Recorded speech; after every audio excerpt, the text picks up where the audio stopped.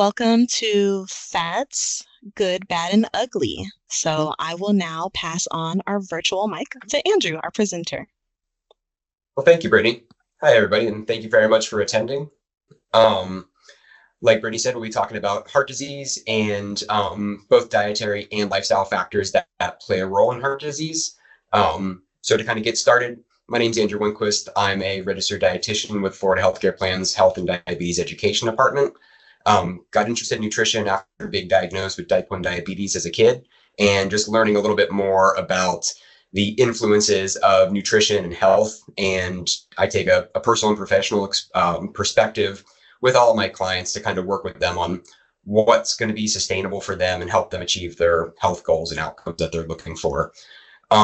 So to get started, like I said, I'm going to be talking about eating and lifestyle factors for heart health and specifically coronary heart disease. So this is the type of heart disease that involves with the narrowing of the arteries and specifically the narrowing of the artery that feeds the heart the blood that it needs for the oxygen nutrient exchange to keep it pumping 24/7, 365, every day for our entire lives.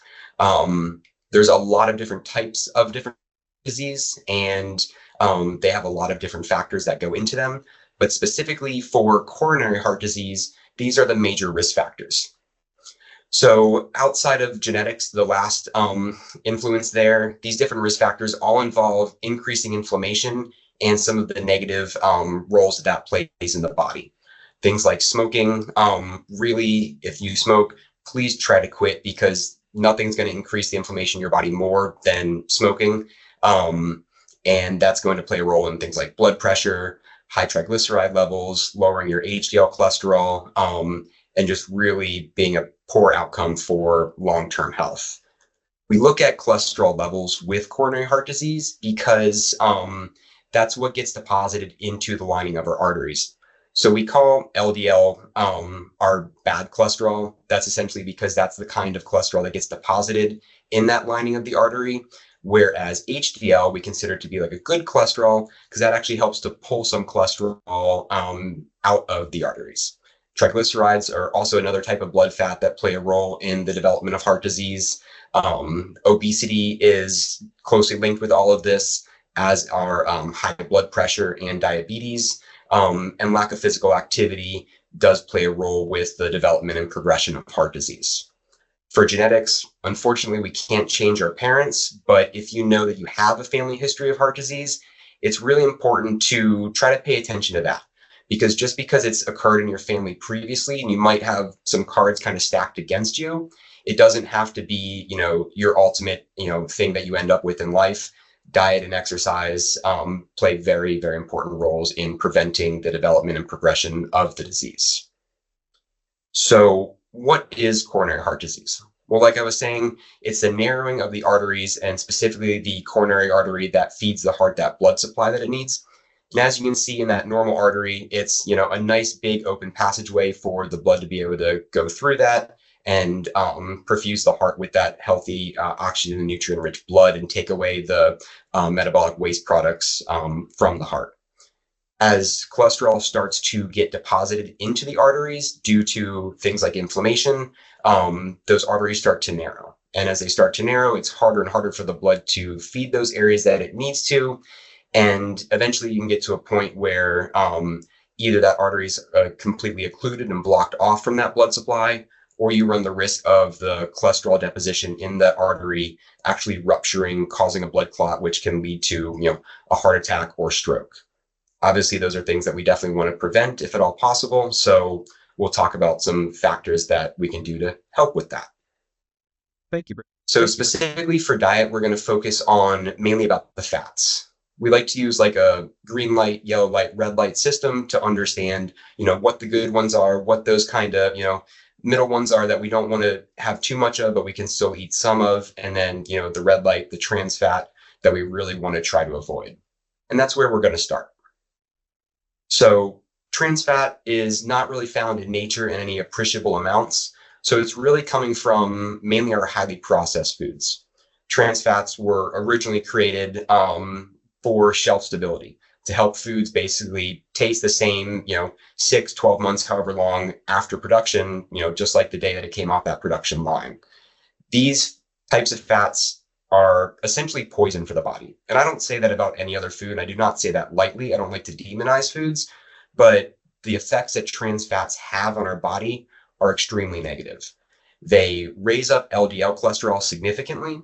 They lower our HDL, our good cholesterol, quite significantly as well. They also contribute to inflammation. They increase our insulin resistance. So they actually make it harder for our bodies to be able to control our blood glucose levels. So all things that, contribute to the development and progression of heart disease that we really want to try to avoid. And we do have the ability to avoid trans fats by making some healthy options and changes for different foods. The US is kind of in the process of trying to phase out trans fats from the food supply, but it is by no means out entirely. Something gets a little tricky with the labeling laws here in this country, unfortunately. If you look at a nutrition facts panel that comes on any of like our prepackaged foods, and you look at the different types of fats in there, you'll see total fat, saturated fat, and trans fat. And it can actually say 0 grams of trans fat per serving if it has less than half of a gram of that trans fat. So you might be unknowingly consuming trans fats. And the way that you can read that information on the food label to understand if you are consuming those types of trans fats is looking at the ingredients.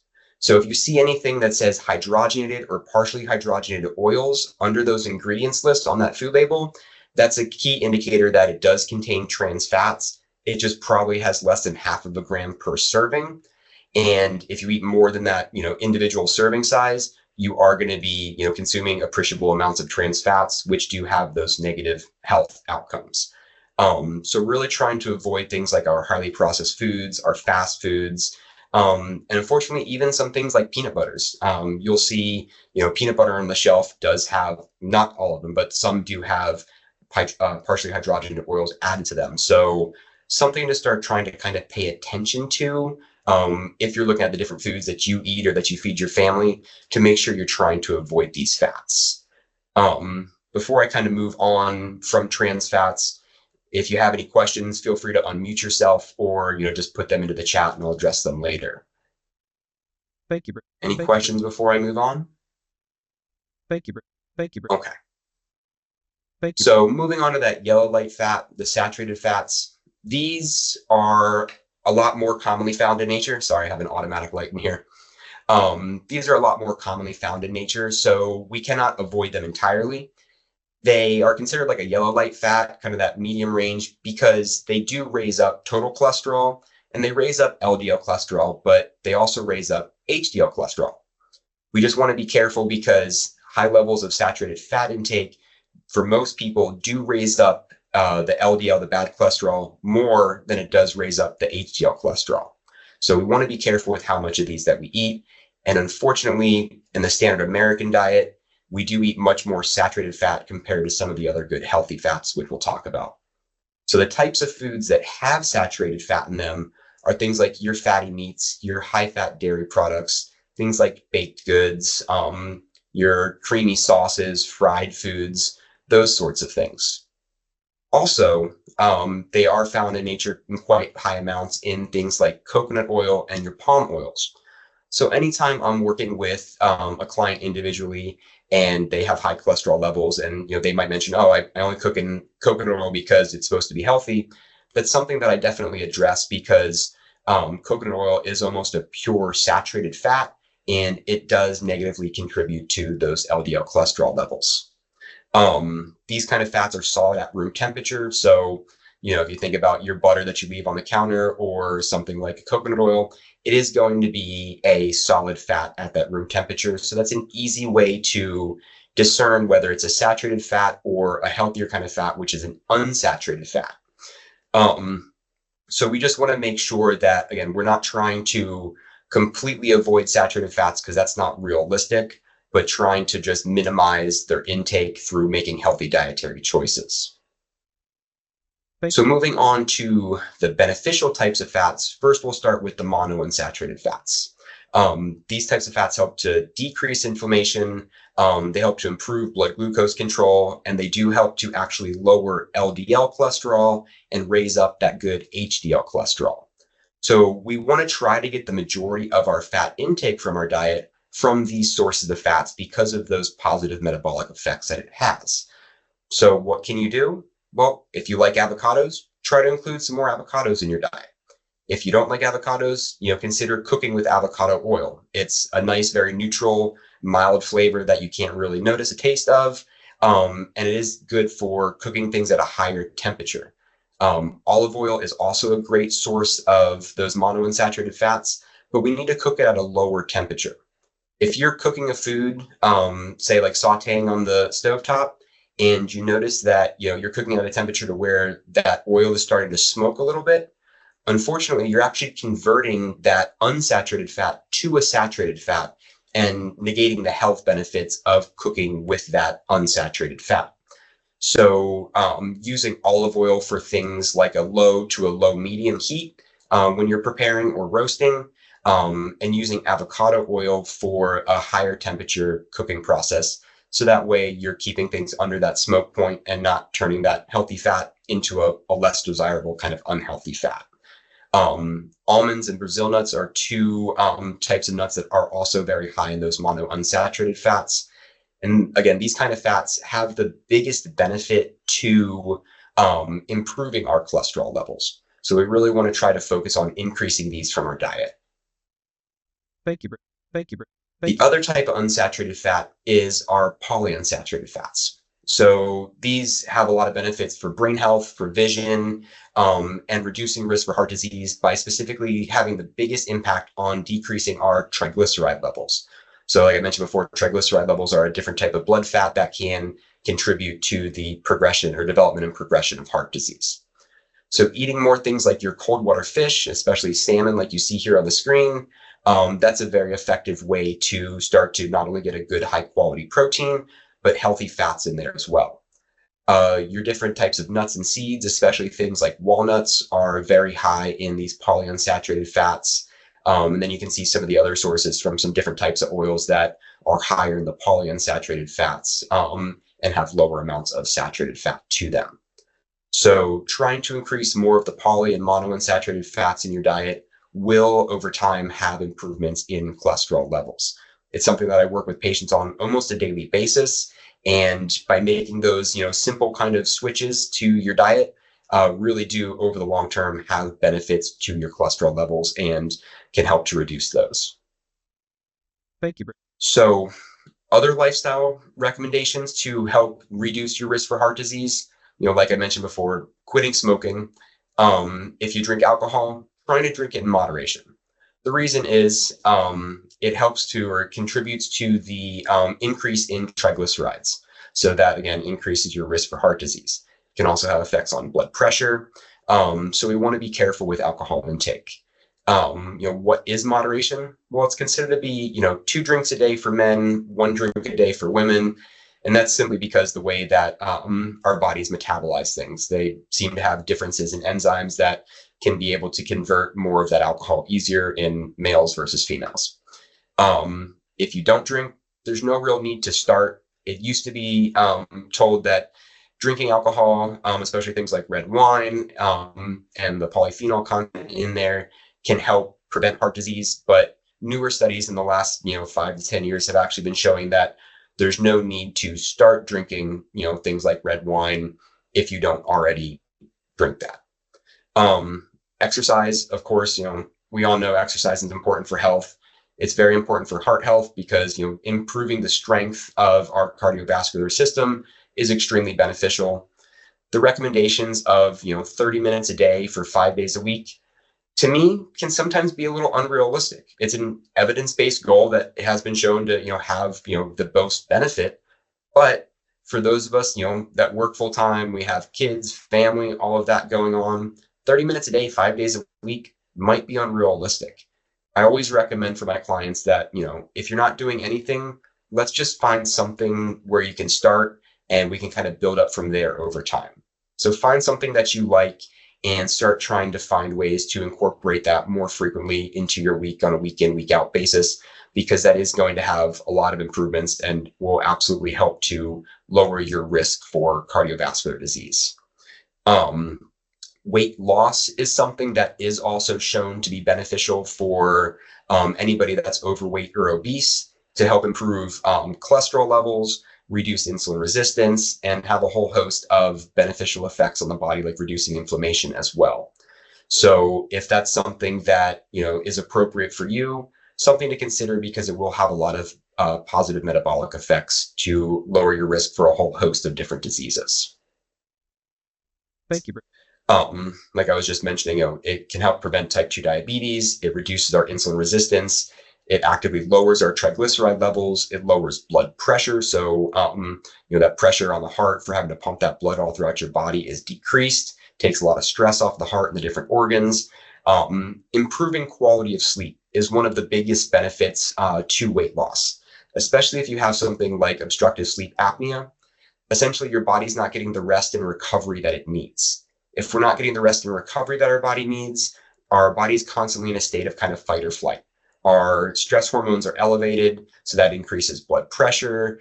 It increases our insulin resistance, so our blood sugar starts to trend up over time and has a lot of deleterious effects on the body. So if, sleep is something that you're not getting enough of, or not getting enough quality sleep, or potentially have sleep apnea that is gone untreated, I highly recommend that you kind of look into ways that you can help improve your quality of sleep, and reducing inflammation. So just weight loss alone, with or without exercise, will actually help to lower the inflammatory levels in your body, which, like I was saying before, high levels of inflammation are correlated with having increased amounts of that cholesterol deposition into the lining of the arteries.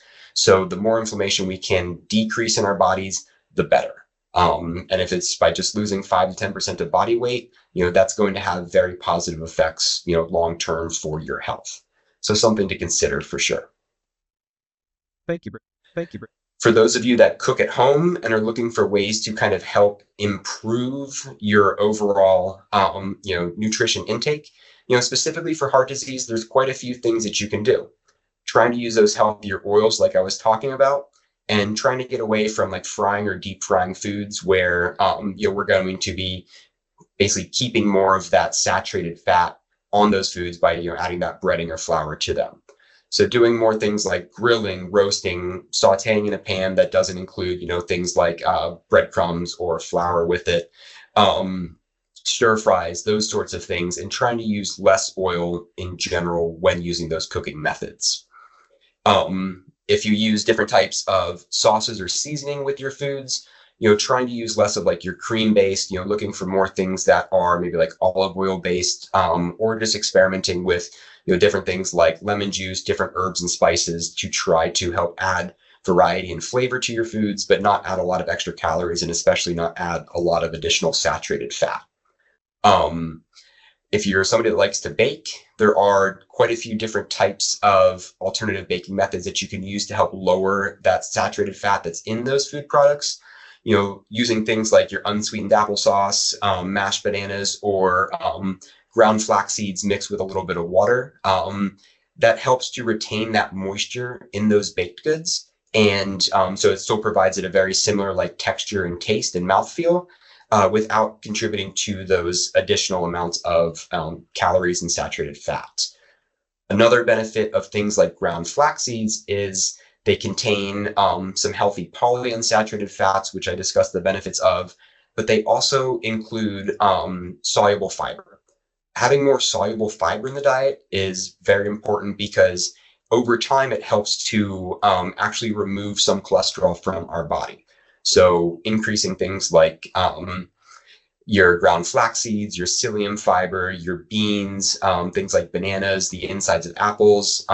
Those are real good sources of soluble fiber and have a lot of really good health benefits for us. Thank you, Brittany. Thank you, Brittany. Thank you, Brittany. Thank you. Taking care of our heart and taking care of our health in general, it's not rocket science. A lot of us know the things that we do day in and day out may or may not be the healthiest thing for us. So, sometimes having that knowledge, we don't necessarily apply it in the best ways. But just trying to remember to try to be friendly for our heart. Make sure you're staying hydrated because that can help to reduce blood pressure levels. It also takes stress off the kidneys. Trying to increase those whole grain intake because they're slower digesting carbohydrates, so we have less things like blood sugar spikes. It increases the fiber intake, which has a lot of different benefits for us.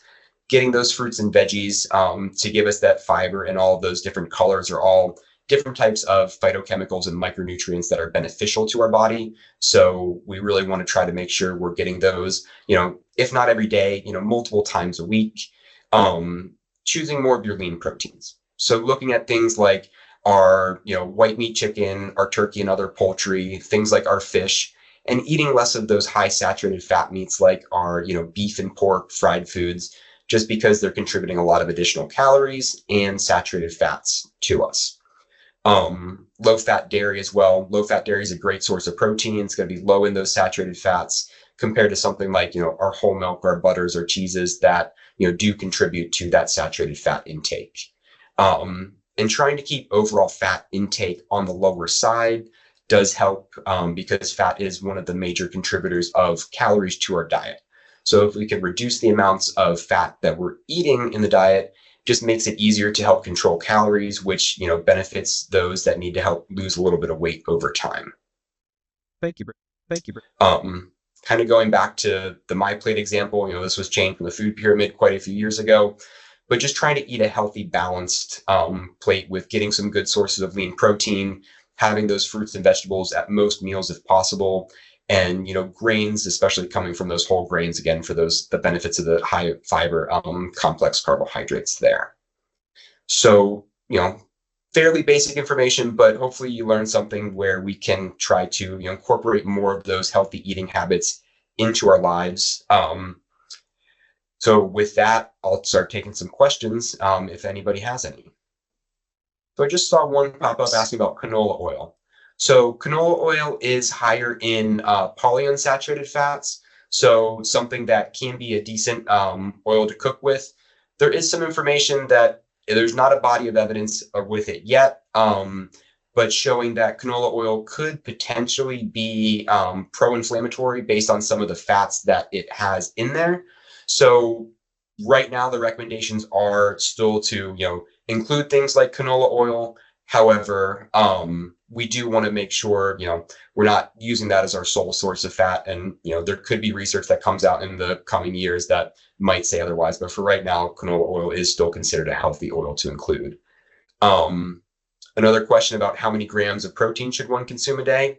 That's very individualized based on, different health parameters, especially if you have anything like impaired kidney function, and, your height, weight, activity level, and your goals.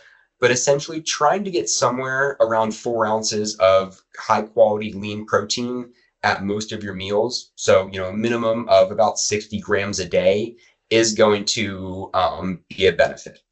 So for, a weight goal of around 165 pounds, you'd be looking at somewhere, trying to strive for something around 80 grams a day to make sure you're getting a good amount of protein.